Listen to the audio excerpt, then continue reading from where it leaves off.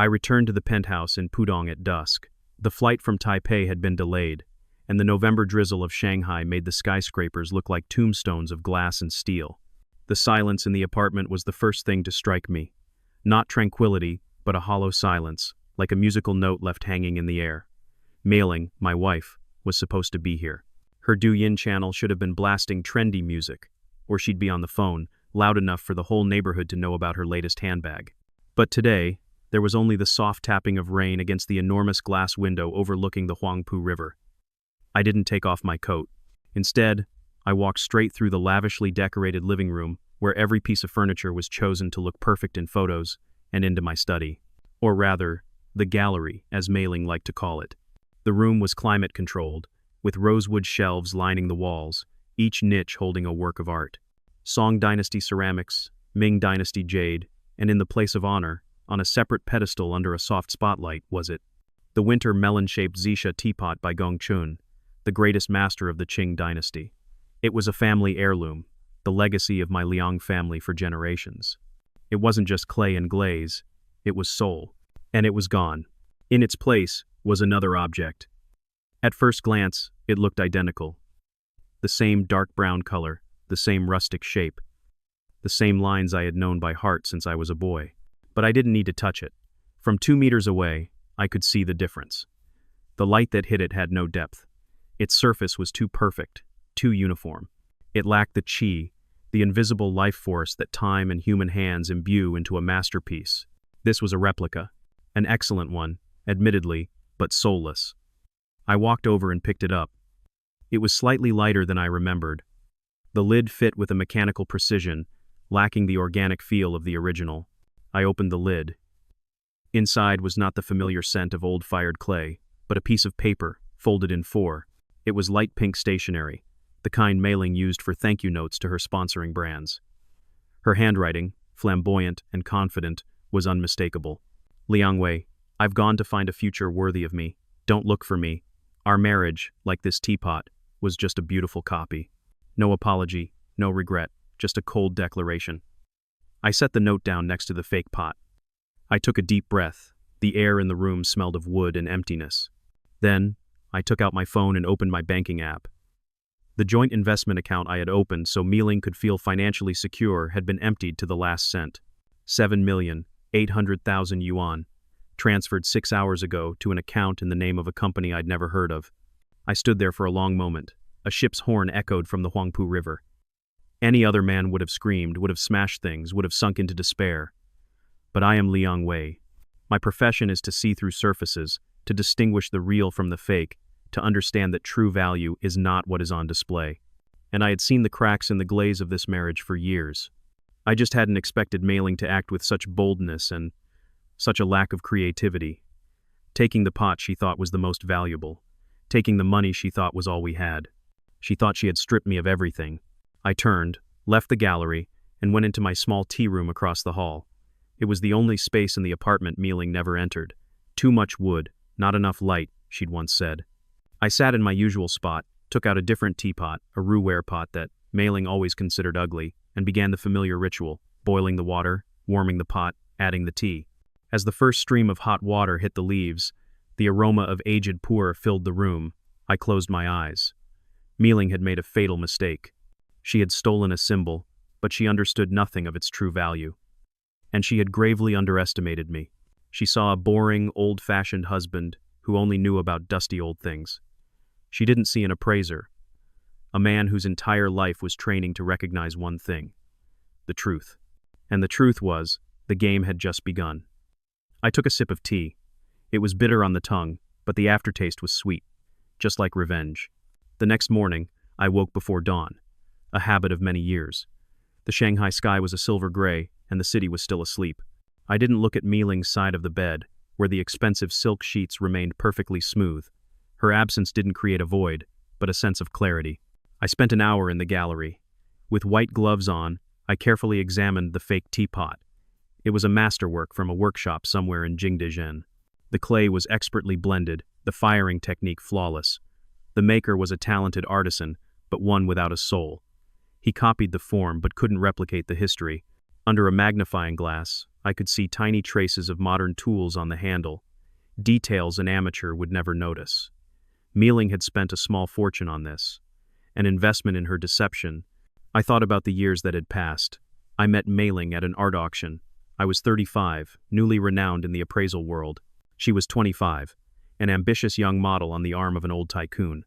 Her eyes weren't on the antiques, but on the people bidding for them.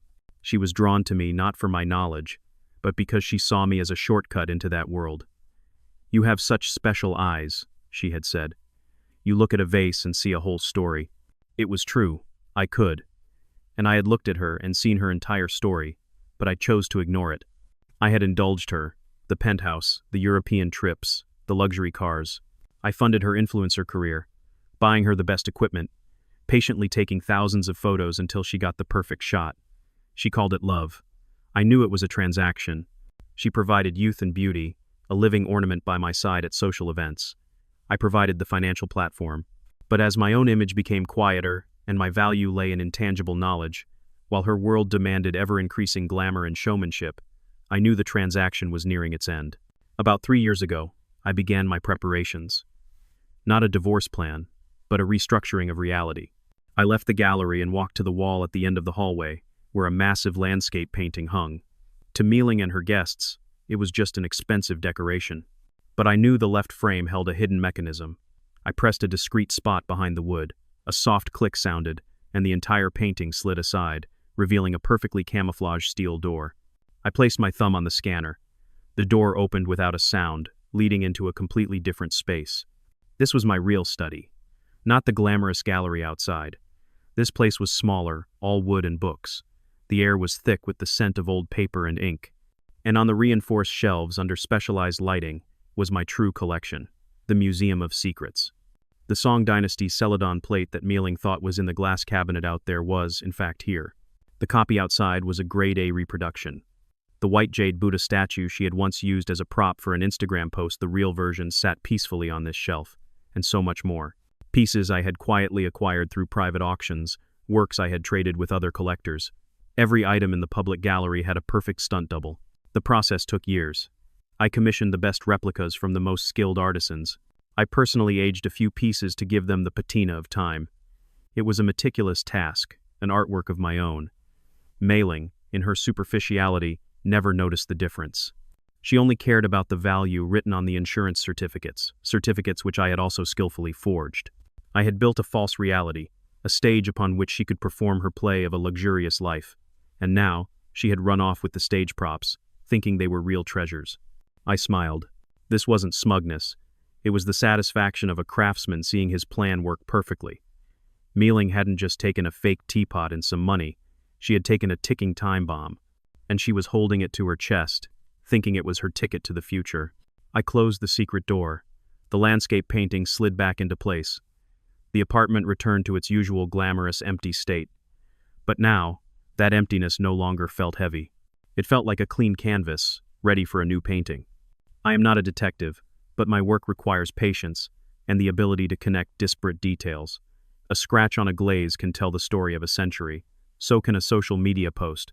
I wasted no time trying to contact Mailing or calling the police. That would be the action of a victim. I was the protagonist. I brewed a pot of Tiguanyin tea, opened the laptop that Mealing always called clunky, and began my work. First, the bank account. The transfer of 7,800,000 yuan was made to a company named Elysian Dynamics, Shanghai Technology Limited, a bombastic and empty name. A quick internet search revealed a startup in the field of optimizing augmented reality experiences for the luxury market. It sounded like a bunch of meaningless buzzwords thrown together. The CEO and founder was a man named Victor Chen. Images of Victor Chen were all over tech and lifestyle news sites. A handsome man in his early 30s, with perfectly styled hair, wearing wrinkle-free suits, and a smile so confident it bordered on insolent. He was the epitome of everything Mealing craved: young, modern, glamorous, and always the center of attention. He talked about disrupting the market, ecosystem thinking, and creating a new paradigm. I'd heard this hollow rhetoric from dealers of fake antiques. The language might be different, but the nature of deception is the same. Next, I turned to social media. I didn't look at Mailing's public Douyin page, where she posted videos of yoga, parties, and travels. That was a carefully curated stage. I logged into an old Instagram account I had created years ago, with a fake name and no followers. From there, I accessed Mailing's private close friends list, a list she had carelessly added me to long ago and forgotten about. It was a different world. No more professional smiles and calculated captions. Instead, there were photos of intimate dinners, weekend trips to Moganshan. And in almost every photo for the past 6 months, Victor Chen was present.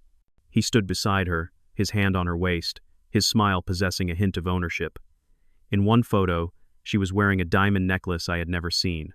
The caption read, "When someone truly understands your value." I dug deeper. Using a few contacts in the financial world, I requested a detailed report on the state of Elysian dynamics. The results were worse than I imagined. The company was burning through cash at an alarming rate. Their product hadn't launched, and their initial investors were growing impatient. The financial statements showed they had enough cash to operate for only another 3 months. They were on the verge of bankruptcy. My 7,800,000 yuan wasn't an investment. It was a last-ditch lifeline, a desperate attempt to keep this corporate corpse animated a little longer. And then I saw it. An article from 2 weeks ago about a new funding round for Elysian Dynamics. In it, Victor Chen proudly announced that the company had secured backing from reputable private investors with significant cultural assets. He didn't say it outright, but the implication was clear. He was talking about me, or rather, my collection. The full picture emerged. This wasn't a sudden romantic affair. This was a calculated plan. Victor needed money and credibility. Mailing craved an escape from what she considered a boring life, and a man who could launch her into the glamorous world of tech. They used each other, and together, they used me. They thought they were building a new empire on the foundation of my legacy. A fusion of the old and the new. What a poetic and idiotic idea. They had built their foundation on sand, on fake porcelain and empty promises. I closed the laptop. The anger never came. Instead, there was a cold, ruthless clarity. I knew my enemies and their plan. They didn't know that the battlefield they had chosen was the one I had spent my entire life mastering. They wanted to play a game of value and perception. No one played that game better than I did. I poured more tea. Its fragrance helped me focus. It was time to make a few calls, not to the police, but to the people who held real power in this game. People who understood that a promise between collectors is more binding than any contract. For the next 2 days, a strange silence settled over the penthouse. It was my silence, a deliberate one. My phone began to ring. First, it was mutual friends.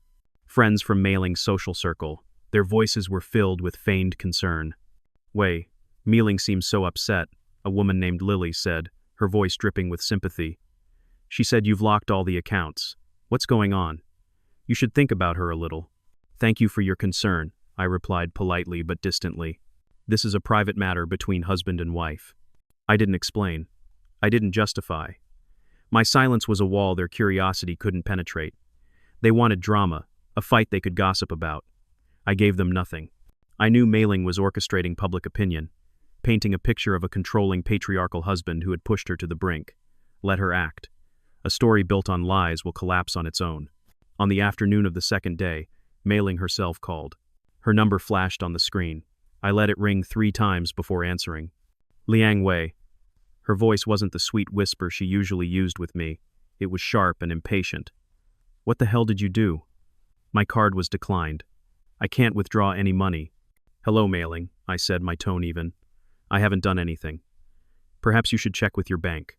"Don't play dumb with me," she shouted. "The joint account is frozen. You did this." "Ah, that account," I said, as if just remembering. I notified the bank of a suspicious, large-value transaction. It's standard security protocol. They are likely investigating to protect our assets. "Our assets? Are you insane? That's my money. I had plans for it." "Plans? The plans you made while stealing my family's teapot and leaving without a word of goodbye?" I kept my voice calm, but there was an edge to it she couldn't have missed. There was a pause on the other end. I could hear her breathing. "I didn't steal it," she said, her voice lower now, trying to regain her composure. "It's marital property. We're married, and I didn't leave. I just needed some space."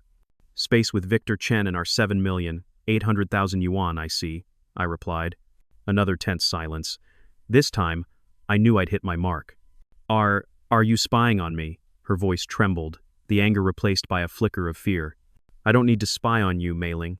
You live your life like an open book on social media. You've told your story to the whole world. I simply read it. I paused. You and Victor should be more careful. Investment fraud is a serious crime, especially when you use assets of questionable origin as collateral. Are you threatening me? Not at all. I'm offering professional advice, from an appraiser to someone in possession of a fake. Have your lawyer contact mine. I believe he received my divorce petition this morning. I hung up before she could respond. My hand wasn't shaking. My heart beat at a steady rhythm. The confrontation didn't bring me satisfaction, but confirmation. Mei-Ling was panicking. Her plan had hit its first obstacle, one her overconfidence hadn't anticipated. She thought I would break down, beg, or at least rage impotently. She never expected me to act with the swift, surgical precision of an expert. That evening, I received an email from Mei-Ling's lawyer. It was a letter full of bluster, accusing me of financial abuse and emotional distress, demanding I immediately restore access to the accounts and begin negotiating a fair and equitable divorce settlement. I forwarded it to my own lawyer with a single instruction. No negotiations. Proceed as planned. I knew that freezing the account was just a temporary measure. Mei-Ling and Victor still had the money they'd taken and the fake teapot they believed was real. They still thought they held the upper hand. They hadn't yet realized they were standing on a bridge that was about to collapse. And I was the one holding the cutters to the final cable. It was time to activate my trump card. It wasn't a lawyer or a private investigator. It was a man named Tan Le, a Singaporean tycoon in his 70s, and one of the most respected collectors of Qing dynasty ceramics in the world. I had known Mr. Tan for over a decade. We met at a symposium in London and quickly found a shared philosophy in collecting. We both believed the value of an antique wasn't its price tag, but its story and its legacy. He was a man of his word, a man from an old world where a handshake was worth more than a thick contract. I called him early one morning, knowing he was an early riser like me. "Liang Wei, good to hear your voice," he said, his tone deep and warm over the phone. "How are things in Shanghai?" "Good morning, Mr. Tan," I replied. "I'm calling to inform you that a complication has arisen regarding the Scholars' Pact." There was a brief silence on the other end. The Scholars' Pact was the name we had given our private agreement. It wasn't written on paper, but was built on mutual trust. This agreement was much larger than a single teapot. About 6 months ago, Mr. Tan had wanted to acquire my Gongchun teapot. He had pursued it for years. I had refused to sell, as it was a family heirloom. But then, he made another offer. He was looking to make a major investment in a new art fund in Shanghai that I was helping to advise, an investment of up to $50 million. "I will invest," he had said, "but I need an assurance, not in money, in honor. You will keep the Gongchun teapot as a token of our trust. As long as it remains in your collection, I will know our partnership is intact. But if it is sold or leaves your possession without my consent, I will take it as a sign that our trust has been broken. In that event, I will not only withdraw my intended investment, but also reconsider all my other business ventures in Shanghai." It was a gentleman's agreement, and the teapot was the collateral for my honor. "What kind of complication?" Mr. Tan asked, his voice now serious. "The token is no longer in my possession," I stated calmly. "It was taken without my permission." "Stolen?" "In a manner of speaking. By my wife, who was left with it." I could hear Mr. Tan exhale slowly. "Liang Wei, you know what this means." "I do. And that is why I am calling. The person who took it, along with her lover, is attempting to use the teapot's reputation and mine to raise funds for a failing tech company called Elysian Dynamics." I didn't need to say more. Mr. Tan was an intelligent man. He could connect the dots. "Elysian Dynamics," Mr. Tan repeated, and I could hear the clicking of a keyboard on his end. "Victor Chen, an arrogant young man. My venture capital fund in Singapore has a small stake in it. A mistake by a junior analyst. We were preparing to divest." "Mr. Tan," I said, "I believe Victor Chen and my wife will be hosting a major investor event in the coming weeks. They will be using the teapot as proof of their stability and cultural value. They are selling a story based on a stolen item, which itself is the token for an agreement of honor." "A deception layered upon deception," Mr. Tan said, his voice laced with contempt. "What do you want me to do, Liang Wei?" This was the critical moment. "I want you to do nothing, sir. I am merely informing you of the breach of our pact, as honor demands. However, if you were to happen to be at that event, and if you were to desire an expert opinion on the value of the asset they are flaunting, I would be more than willing to offer my services." Mr. Tan laughed, a low, knowing chuckle. "You are a very clever man, Liang Wei. just like your father. Very well, I understand. I will arrange a trip to Shanghai. I would like to see for myself how this play ends. Thank you, Mr. Tan. Don't thank me, he replied. I have no tolerance for those who pollute our world with lies. Let's teach them a lesson. We ended the call. I put down the phone. The net had been cast. Mealing and Victor thought they were sailing in a blue ocean of opportunity. They didn't know they had just sailed into the waters of an old, experienced shark. And I was the one who had shown them the way. Over the next few days, I lived like a ghost in my own home. I spent most of my time in my secret study, researching and preparing. Meanwhile, in the outside world, Mailing and Victor's drama was escalating. I asked Ah Xiong, a young apprentice I was mentoring in the field of appraisal, to help me track some information. Ah Xiong was quick, tech-savvy, and well-connected in the Shanghai art scene. He was my eyes and ears. Master, Ah Xiong reported over the phone, his voice full of excitement. They're making a big show. Victor Chen has hosted several private dinners for potential investors. And guess what the centerpiece of the party is? Your teapot. How is he displaying it? I asked. Very theatrically, Master. In a glass case with laser scanners, like something out of a spy movie. Your ex-wife, Mailing, stands beside it, telling a very moving story about how it's been passed down through your family for generations. She says that combining this heritage with the technology of the future is a perfect fusion of past and present. I almost laughed. Perfect fusion. Mailing always had a talent for turning audacity into poetry. And there's more, Master, Ah Xiong continued. They're not just using the teapot. They've hired an independent appraisal firm to value the entire Liangwei collection. The fake one on display, of course. The appraisal report they're passing around values it at nearly 200 million yuan. That was what I had been waiting for. They weren't just using the reputation of one item. They were leveraging the entire false legacy I had created. They had turned my replicas into collateral for new loans, into a reason for investors to pour money into a sinking company. Xiong, I said, can you get me a copy of that appraisal report? It's a bit difficult, Master. It's confidential, but let me try. 2 days later, an encrypted PDF file was in my inbox. I opened it. The appraisal firm they hired was a small, obscure one, known for being willing to give optimistic figures to please its clients. I skimmed the list.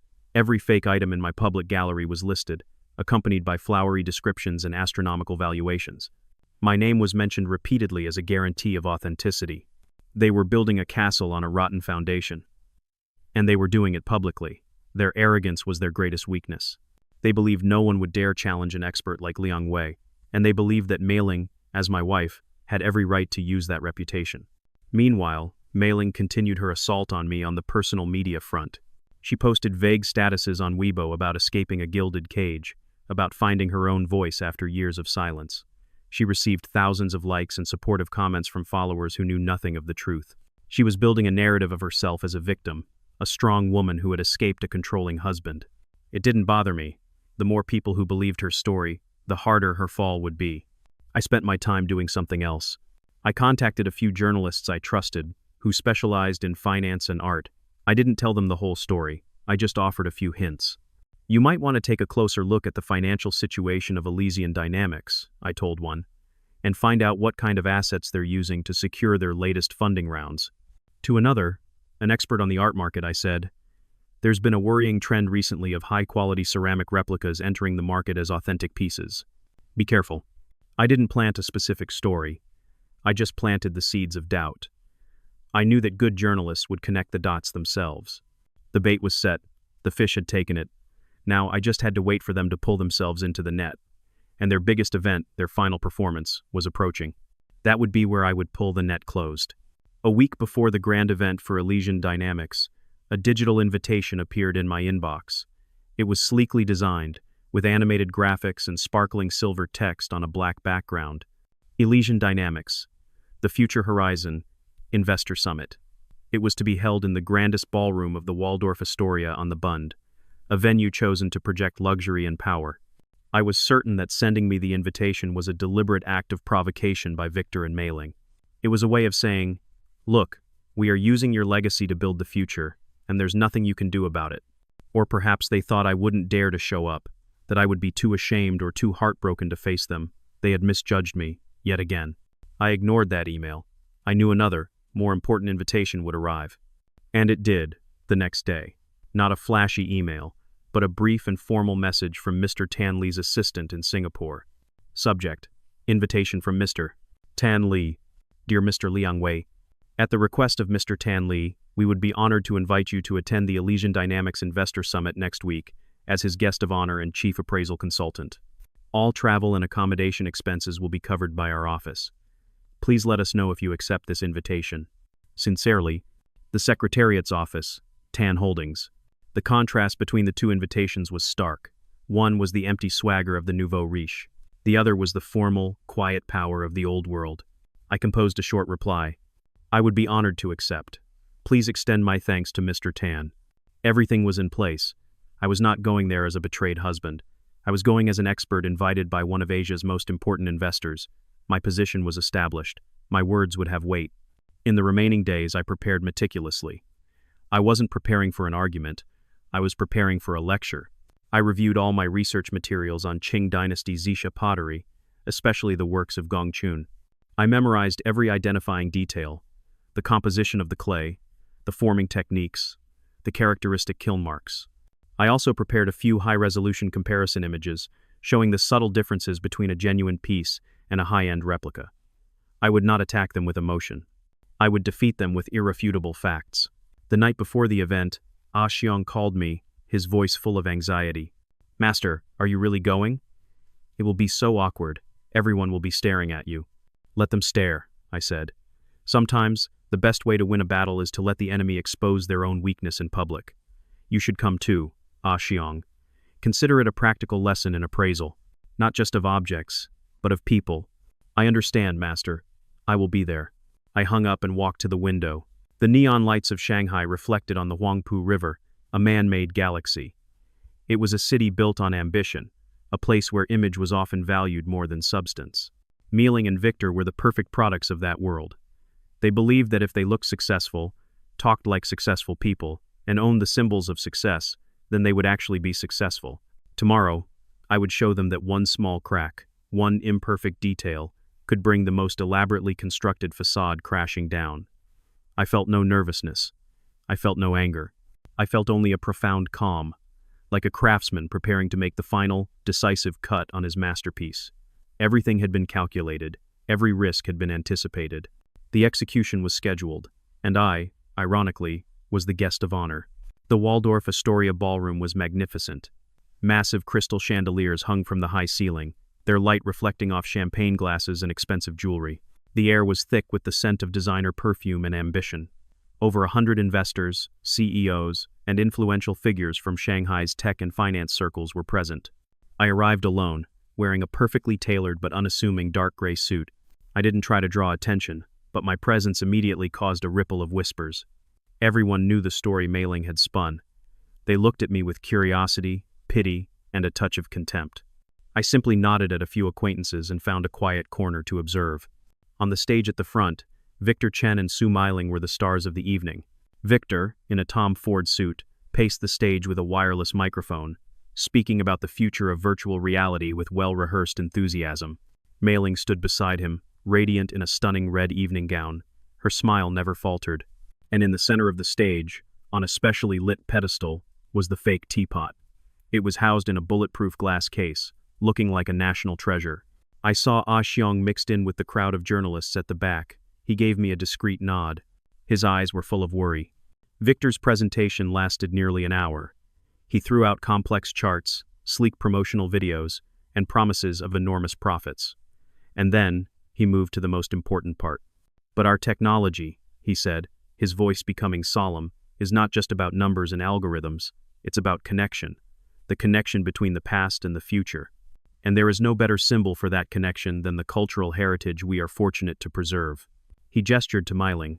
She stepped forward, placing a reverent hand on the glass case. This Xisha teapot, she began, her voice clear and emotional, has been in my ex-husband's family, the Liang family, for over 200 years. It is a testament to the endurance of art and beauty. Now, as its new guardian, Victor and I believe this legacy should not be hidden away in a dark room. It should be shared, and it should become the foundation for a new legacy, a legacy of innovation. A round of applause erupted. Her speech was perfect. She had turned an act of theft into a noble act of preservation. At that exact moment, the main doors of the ballroom swung open. Mr. Tan Li entered, followed by two assistants. He wore a dark blue Zhongshan suit, exuding a quiet authority that no designer brand could match. All chatter ceased. His arrival had an immediate and palpable weight. Victor and Mealing looked surprised, then quickly delighted. The presence of a tycoon of Mr. Tan's stature was an unexpected endorsement of their event. "Mr. Tan!" Victor hurried off the stage, extending his hand. "What an honor. We had no idea you were coming." Mr. Tan merely gave a polite nod, not taking his hand. "I have a few investments in Shanghai. I am always interested in new opportunities," he said, his eyes scanning the stage and landing on the teapot. A truly impressive piece. Then, his eyes found me in the corner of the room. He gave me a slight nod, a signal only I would understand. It was my cue to be ready. I straightened my posture, taking a deep breath. The stage was set, the actors were in position, the audience was seated, and the curtain was about to rise on the final act of the play. After Mealing's speech, it was time for the Q&A. A few investors asked prearranged questions about market potential and business plans. Victor answered them smoothly. He and Mealing were at the height of their confidence. They thought they had succeeded. And then, Mr. Tan Li, who had been watching silently, raised his hand. All attention turned to him. Victor eagerly brought him a microphone with a sycophantic smile. "Thank you," Mr. Tan said, his voice echoing through the silent ballroom. "I am very impressed with your vision, and especially with the cultural asset you are using as a foundation. It shows a respect for history, which is rare in the tech world today." Mealing and Victor beamed. This was the praise they had been dreaming of. However, Mr. Tan continued, and his, however, carried the weight of a boulder. With an asset of such importance, certainty is paramount. "I see among your guests an old friend of mine, an expert whose opinion I trust implicitly in this field.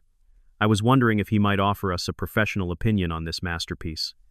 I am speaking of Mr. Liang Wei." My name was spoken, and the entire room seemed to hold its breath. Every eye turned to me. I could see the color drain from Meiling's face for a split second before she managed to compose herself. Victor looked utterly bewildered. I stepped out of the shadows, slowly walking towards the stage. Each of my footsteps echoed in the silence. I didn't look at Mealing or Victor. My eyes were fixed only on the teapot in its glass prison. "Mr. Tan," I said, my voice calm and clear, "it's an honor to see you here. I would be happy to share a few observations." Victor, realizing that a refusal would look highly suspicious, had no choice but to signal the security staff to open the case. "Of course, Mr. Liang," he said, trying to maintain his composure. "We welcome your input." I put on the white gloves I always carried with me. I gently lifted the teapot from its pedestal. The entire room watched, rapt. I turned it in my hands, feeling its weight. I ran my thumb over its surface. I looked at the artist's seal on the bottom. Mealing was staring at me, her eyes a mixture of defiance and rising fear. She still believed in the perfection of the replica, in my foolishness. I placed the teapot down and turned to the audience. "This is a remarkable piece of work," I began. Both Victor and Mealing let out a small, audible sigh of relief. "The artisan who made this possesses extraordinary skill. The clay is well chosen. The firing temperature perfectly controlled." I paused, letting the silence hang in the air. "However," I said, echoing Mr. Tan's word, "this is not the work of Gongchun. This is a replica, made in Jingdezhen, and I would estimate within the last 5 years." A collective gasp swept through the room. The expression on Victor Chen's face shifted from confidence to disbelief to outright panic. Mealing looked as though she had been struck by lightning.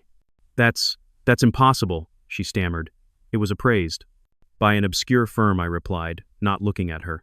I addressed the audience. "There are 3 irrefutable points. First, the sheen of this glaze is too uniform. It lacks the microscopic wear patterns from centuries of use and handling. Second, the seal on the bottom, while well copied, has a final stroke that is slightly shallower than authenticated works by Gongchun. It is a common forger's mistake." I picked up the pot one last time. And finally, and most importantly, if you listen closely, I tapped the side of the pot gently with my fingernail. It produced a clear, high-pitched ring. This sound. The Xisha clay from the Yiqing region in the 18th century, when tapped, produces a slightly lower, duller sound due to a higher iron content. This sound indicates modern clay. I set the teapot down. This is an exquisite decorative object. Its value is perhaps a few thousand yuan. It is not a priceless cultural heirloom. It is a lie. The silence now shattered. People began to murmur. And then, Mr. Tan Li's voice cut through the noise, as cold as ice. "Victor Chen," he said, "my investment fund, Tan Holdings, is currently a shareholder in Elysian Dynamics. Based on this flagrant misrepresentation of your core asset, I am announcing that we will be divesting our entire stake in your company, effective immediately, and we will be recommending that the authorities investigate you for investment fraud." It was the final blow. Their house of cards collapsed. Other investors began to stand up, making calls to their lawyers. Journalists rushed towards the stage. In the midst of the chaos, I looked at Mei Ling one last time. Her beautiful face was now twisted in horror and dawning realization. She understood. She had stolen the wrong thing. She had gambled everything on a fake. I turned, stepped off the stage, and walked straight out the door without looking back. My play was over. 3 weeks later, I sat in my real study, the one no one else had ever entered. Outside the window, the rain was still falling, but in here, the air was warm and filled with the scent of tea. News of the collapse of Elysian Dynamics filled the financial papers. Tech bubble bursts after fake antique scandal. Victor Chen faces barrage of lawsuits from investors. Market regulators launch fraud investigation. His company went bankrupt within a week. His sandcastle had been washed out to sea. Victor had tried to blame everything on Mei Ling, claiming he was a victim who had been deceived by her about the collection's value. But emails and text messages between them proved otherwise. They were co-conspirators. Mei Ling's fate was even more pathetic. She not only lost all the money, but she lost the one thing that mattered most to her, her image. From an admired lifestyle influencer, she became a laughingstock, a con artist known throughout Shanghai. Brands cut their contracts. Socialite friends shunned her. Her Douyin account was flooded with comments of ridicule and scorn. She vanished from social media. I heard she had to sell her handbags and jewelry to pay for her lawyers. The real teapot, my family's legacy, had been quietly returned to me by Mr. Tan last week. His people had persuaded an antique dealer, to whom Victor had tried to offload the real pot for quick cash, to return it. It now sat in its place of honor in this study, its quiet beauty seemingly unaffected by its brief adventure. I felt no satisfaction. I felt no joy in revenge. That feeling was too shallow. What I felt was peace, a deep, profound stillness. Like the calm after a storm has passed, leaving behind a clear blue sky. Jiang visited me one afternoon. He brought a box of premium Da Hong Pao tea. "Master," he said as we sat drinking tea, "I still can't believe what happened. It was a magnificent move." I shook my head. "It wasn't a move, Xiong. It was simply allowing the truth to speak for itself. I only created a stage where it could be heard. Mei Ling and Victor were not defeated by me, but by their own greed and ignorance. They worshipped surface value, and in the end, they were destroyed by its falsehood." "So, what will you do now?" Xiong asked. I looked out the window. "I think I will travel for a while. To the old kilns in Jiangxi, to the mountains in Fujian, to rediscover old stories and perhaps, to start a new one." After Xiong left, I remained alone in the tea room. I carefully performed a full tea ceremony with the Gongchun teapot. I rinsed the tea, warmed the pot, and poured the hot water slowly. As I lifted the cup, the familiar scent of clay and history mingled with the aroma of the tea. Mei Ling had once said our marriage was a beautiful copy. Perhaps she was right. I had maintained a perfect facade for too long, ignoring the cracks within. Her betrayal, in a strange way, was a gift. It forced me to break that false shell and find my authentic self. I took a sip of tea. It tasted of earth, of time, and of truth. And most of all, it tasted of freedom. A month passed in tranquility. The chaos stirred up by Mei Ling and Victor had settled, leaving only ripples in the financial news that soon faded. I began the process of selling the penthouse. It was too large, too cold, and filled with memories I had no desire to keep. I found a smaller house in the old French concession, with a courtyard where I could plant a plane tree and a room quiet enough for tea. My lawyer handled the divorce proceedings. Mei Ling, through her own lawyer, didn't contest any of the terms. She had nothing left to bargain with. She had vanished from my sight, and I assumed the story was truly over. But then, on a Tuesday evening, my phone rang. An unknown number. I usually ignore such calls, but some impulse made me press the answer button. "Wei?" The voice. I hadn't heard it in a while, but I recognized it instantly. The arrogant confidence was gone, as was the feigned sweetness. It was tired, hoarse, and edged with a fragile desperation. It was Su Mei Ling. "What do you want, Mei Ling?" I asked, my voice betraying no emotion. I'm sorry," she said, and I could hear a sob catch in her throat. I know it's too late to say it now. I was wrong. I was a fool. I remained silent. Her apology held no weight. It wasn't born of remorse, but of failure. I'm not asking for your forgiveness, she continued quickly, as if afraid I'd hang up. And I'm not asking for money. I know I have no right. But there's one thing. Just one thing. What is it? In my closet, in the bottom drawer, there's a small wooden box. Inside are the Polaroid pictures we took on our first trip to Hangzhou. Do you remember? Before we were married? I remembered. A sunny weekend. We had walked around West Lake. Her smile seemed more genuine then. Or perhaps, I had simply wanted to believe they were. Could I have someone pick it up? Her voice broke. It's the only thing I want to keep. To remember that there was a time when we were actually happy. It was a sophisticated move. She wasn't asking for something valuable. She was targeting sentiment, memory, my compassion. She was trying to paint a picture of a broken woman who just wanted to hold on to a beautiful memory. She wanted me to think that, deep down, she still had feelings, that it was all a tragic mistake.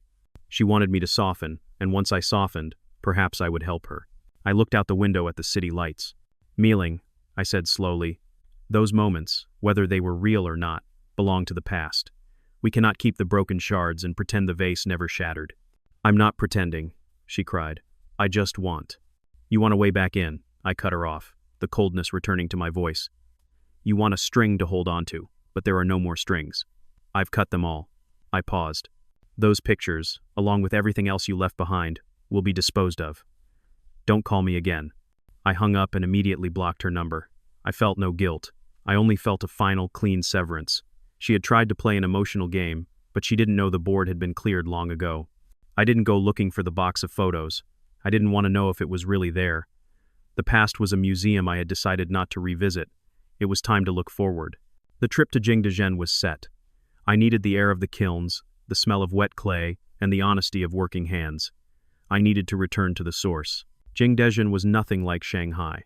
Instead of glass skyscrapers, it had narrow stone alleys, smoke-stained walls, and air that constantly smelled of charcoal and fired earth.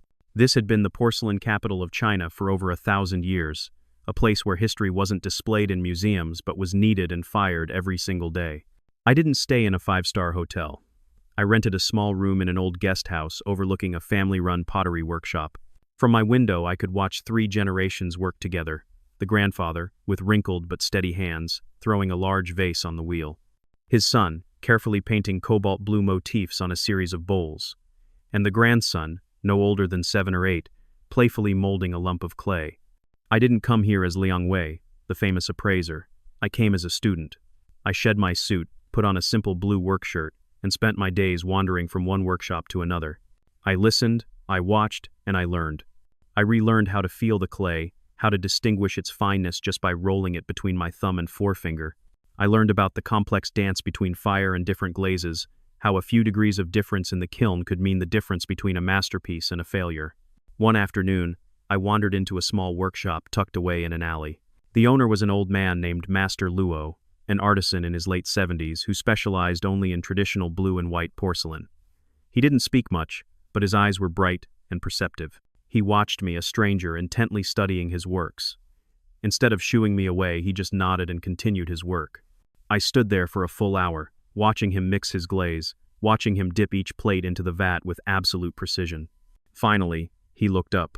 "You're not like the tourists," he said, his voice raspy. "You look at these things not with your eyes, but with your soul."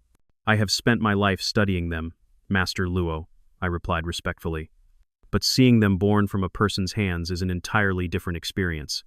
Master Luo smiled, revealing tea-stained teeth. "Book knowledge is the shadow. The labor is the object." He wiped his hands on his apron and gestured to me. "Come, have a cup of tea with me." We sat on low wooden stools, surrounded by rows of pottery waiting to be fired. He brewed tea in a chipped pot, using cups he had made himself. The tea was bitter, but it had an authenticity that no fine tea in Shanghai could match. We didn't talk about value, about the market, about auctions. We talked about earth, water, and fire. About the disappointment of an entire kiln batch being ruined. About the joy of achieving the perfect shade of blue. "People come here," Master Luo said, looking out at his workshop. "They want to buy a piece. They ask how much. They don't ask how many failures it took to make it. His words struck something deep within me. I had spent my life judging the finished product. But here, in the heart of Jingdezhen, I was realizing that the true value lay in the process. In the patience, the dedication, and even in the failures. I stayed in Jingdezhen for 2 weeks. Every day, I went to Master Luo's workshop. I didn't just watch, I began to do. He gave me a lump of clay and showed me how to knead it, how to feel the life within it. My hands, accustomed to white gloves and priceless antiques, were now caked in mud, and I felt cleaner than ever before. On my last day in Jingdezhen, a new batch from Master Luo's kiln was being opened. It was a moment of suspense and anticipation. The brick door of the kiln was slowly dismantled, revealing rows of pristine white porcelain within, still radiating heat. Master Luo and his son carefully brought out each piece, inspecting them in the light. Most were perfect. The cobalt blue was brilliant against the white porcelain. But then, his son let out a sound of disappointment. "Father, this one is cracked." He held up a small tea bowl. It was elegantly shaped, and the glaze was as clear as jade. But running across its body was a faint hairline crack, a tiny flaw that had formed during the firing process. To a perfectionist, it was a ruined piece, worthy only of the discard pile. His son was about to toss it aside, but Master Luo stopped him. "Wait," he said. He took the bowl, turning it in his palm. He looked at the crack not with annoyance, but with a sense of curiosity, almost affection. "There is a crack in everything," he murmured. "That's how the light gets in." He turned to me. "What do you think, Liang Wei?" I stepped forward and took the bowl from his hands. I could feel the residual warmth from the kiln. The crack was minuscule, almost invisible if you weren't looking for it.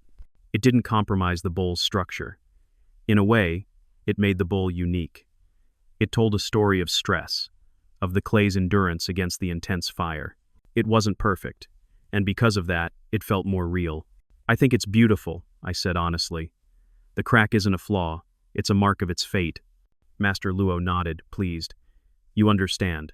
The dealers in the city want flawless perfection, because perfection is easy to sell, easy to price. But a true collector, a true lover of beauty, understands the value of imperfection. It is the sign of life." He placed the bowl in my hands. "I'm giving this to you, a souvenir from your trip." "I can't possibly accept, Master. This is your hard work." "Hard work is only meaningful when it is appreciated," he replied. "You will appreciate it. Take it. Every time you drink tea from this bowl, remember that beauty can be found even in the cracks." I bowed my head in thanks. This gift, a flawed bowl, was more precious to me than any perfect item in my collection. It was a tangible lesson.